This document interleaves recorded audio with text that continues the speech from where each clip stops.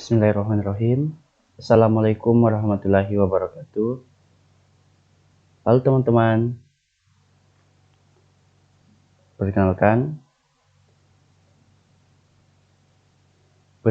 nama saya Muhammad Iksan Talib dengan nomor induk mahasiswa 200901602031 dari kelas B Akuntansi Terapan.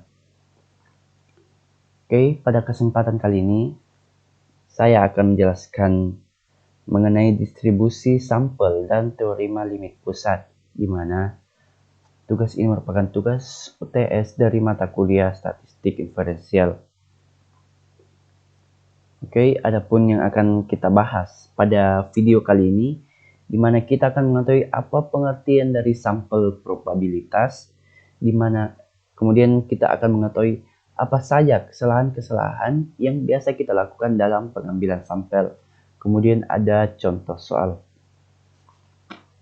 Nah, yang pertama ada pengertian dari sampel probabilitas. Sampel probabilitas adalah teknik pengambilan sampel yang memberikan peluang sama bagi setiap unsur atau anggota, di mana populasi untuk dipilih menjadi sampel. Nah, untuk mendapatkan sampel, probabilitas dapat ditempuh melalui 4 teknik. Yang pertama ada pengambilan sampel acak sederhana. Yang kedua ada pengambilan sampel acak sistematis. Yang ketiga ada pengambilan sampel acak bertingkat. Dan yang keempat ada pengambilan sampel acak tandan. Oke, yang pertama di sini ada pengambilan sampel acak sederhana. Menurut Ridwan menyatakan bahwa pengambilan sampel acak sederhana adalah cara pengambilan sampel dari anggota populasi dengan menggunakan acak tanpa memerhatikan serata atau tingkatan dalam anggota populasi. Nah, ada beberapa cara untuk menarik sampel dengan cara acak sederhana. Yang pertama adalah dengan cara undian, yang kedua ada dengan cara ordinal, dan yang ketiga ada menggunakan tabel bilangan acak. Nah, di sini dari ketiga cara untuk menarik sampel sederhana, cara undian merupakan cara yang paling mudah. Nah, teman-teman dapat melakukan cara undian ini dengan membuat daftar yang berisi semua subjek atau individu. Kedua, kita beri nomor urut kepada semua subjek. Yang ketiga, tulis nomor urut tersebut pada masing-masing selembar kertas kecil. Nah, selanjutnya kita gulung-gulung masing-masing kertas. Kemudian masukkan gulungan itu pada kotak undian. Kemudian kita kocok pada kotak undian dan ambil gulungan kertas satu demi satu sampai jumlah yang diperlukan tercapai. Nah, itu adalah langkah-langkah dari cara undian, di mana cara undian ini langkah yang paling mudah untuk pengambilan sampel acak sederhana. Oke, selanjutnya ada pengambilan sampel acak sistematis.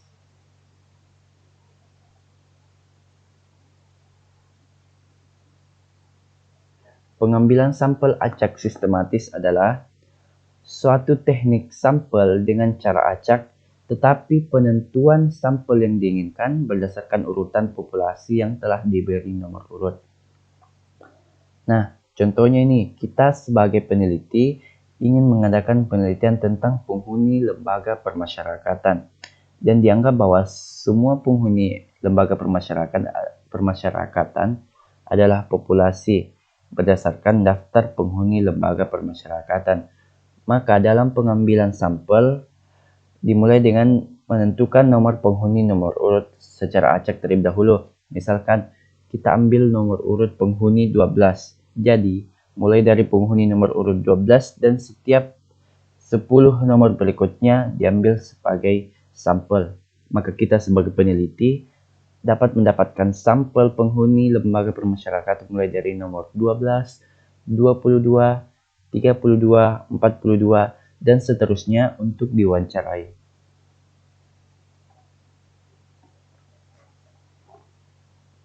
Selanjutnya ada pengambilan sampel acak bertingkat. Menurut Ridwan, pengambilan sampel acak bertingkat digunakan apabila anggota populasi bersifat heterogen atau tidak sejenis. Jika populasi yang menjadi objek penelitian terbagi atas kelompok-kelompok yang berbeda atau bukan semata populasi yang homogen, maka kita sebagai peneliti harus mengelompokkan populasi menjadi sub-sub kelompok. Nah, adapun langkah-langkah dari pengambilan sampel acak bertingkat ini, populasi dibagi dalam strata tertentu, kemudian diambil sampel dari setiap strata atau subkelompok. Selanjutnya, kita mengidentifikasi pembagian secara alami dalam populasi dan pemilihan sampel acak bebas dari setiap strata. Yang ketiga, kita akan memperlihatkan secara teliti bahwa sampel yang terpilih benar-benar mewakili kelompok strata yang dibuat. Misalnya, diketahui populasi sebanyak 1000 dan peneliti menginginkan 100 sampel dari beberapa strata menurut jumlah variabel. Maka pertama, kita sebagai peneliti harus mengidentifikasi terlebih dahulu perbedaan strata yang ada dalam populasi. Misalnya, stratanya berdasarkan jenis kelamin. Strata pertama meliputi 200 pria dan strata kedua meliputi 800 wanita. Oke, selanjutnya yang keempat ada pengambilan sampel acak tandan. Pengambilan sampel acak tandan digunakan apabila peneliti menyeleksi anggota sampel dalam kelompok, bukan menyeleksi individu secara terpisah. Individu-individu yang memiliki ciri-ciri sama dikategorikan dalam satu kelompok. Pengambilan sampel secara tandan ini digunakan apabila populasinya menyebar pada daerah yang luas. Oke, selanjutnya ada kesalahan dalam pengambilan sampel. Di mana kesalahan dalam pengambilan sampel ini, teman-teman peneliti biasanya mengalami kesalahan atau kekeliruan dalam pengambilan sampel. Nah, di sini jelaskan kesalahan pengambilan sampel ialah perbedaan antara nilai parameter populasi dan statistik sampelnya. Contohnya ada 5 nilai suatu populasi, yaitu 69, 86, 82, 70, dan 98.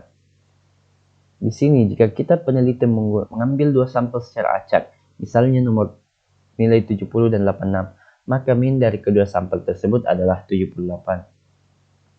Kemudian peneliti mengambil lagi 2 sampel secara acak, misalnya nilai 69 dan 98, maka diperoleh min 83,5.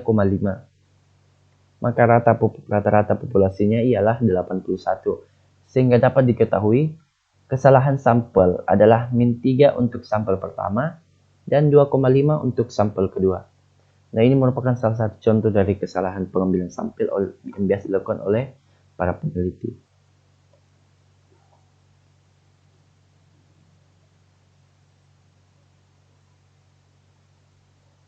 Nah, selanjutnya ada contoh soal. Di sini teman-teman dapat melihat peneliti merencanakan akan melakukan survei untuk mengetahui proporsi kota-kota yang memiliki pengumpul sampah swasta.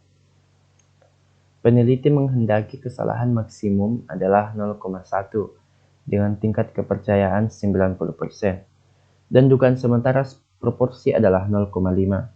Berapakah ukuran sampel yang sesuai?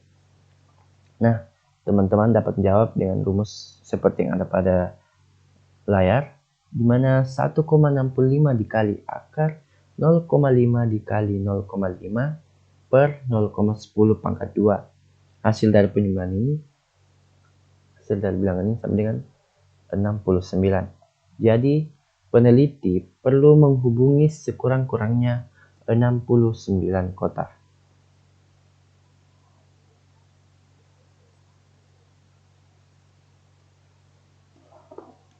Oke teman-teman, itulah penjelasan singkat dari saya mengenai